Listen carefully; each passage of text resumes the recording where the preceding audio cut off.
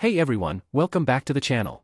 Today, we're diving into the security mechanisms of MCP servers, focusing on OAuth-based authentication, authorization controls, and how they give us fine-grained control over AI interactions. If you're building secure AI integrations, this is crucial. Let's break it down. MCP, or Model Context Protocol, enables AI models to connect to external tools via MCP servers, but security is paramount since these servers access sensitive resources like databases or APIs. The primary mechanism is OAuth 2.1, integrated as part of the MCP specification. An MCP server acts as both an OAuth provider to the MCP client, like an AI agent, and an OAuth client to upstream services, such as GitHub or Google Drive. This dual role ensures secure, user-mediated access without exposing raw credentials. The OAuth flow starts with the MCP client requesting access. The server redirects the user to an authorization endpoint, where they authenticate, say, via GitHub, and grant specific scopes, like read repo for GitHub or drive.read-only for Google Drive. The server receives an upstream access token, encrypts it using a mechanism like AES 256, and stores it in a secure key-value store, such as Cloudflare Workers KV. It then issues a new, restricted token to the client, scoped only to the server's exposed tools or resources, like a fetch file tool, reducing the blast radius if compromised. This aligns with OWASP's principle of least privilege, mitigating excessive agency risks in AI systems. Beyond OAuth, MCP servers enforce additional controls.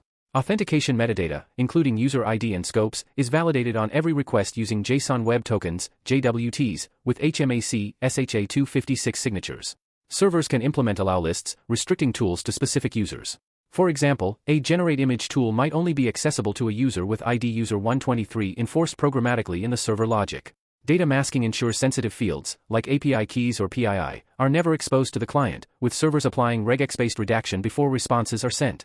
User-in-the-loop approval adds another layer. High-risk actions, like deleting a file, require explicit user consent via a UI prompt, ensuring the AI can't act autonomously beyond its mandate. Transport security is handled via TLS 1.3 for remote connections, with HTTP plus SSE, soon streamable HTTP, ensuring encrypted, stateless communication.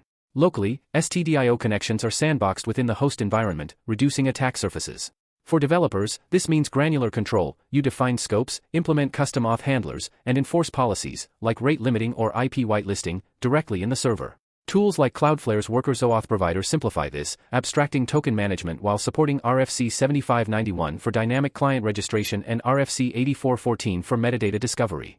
To wrap up, MCP servers leverage OAuth 2.1, JWT validation, data masking, and user approvals to secure AI interactions, giving developers precise control over access and actions, ensuring safety without sacrificing functionality. If you found this helpful, hit that like button, subscribe, and let me know in the comments what other AI security topics you'd like to explore. Thanks for watching, and I'll see you in the next one.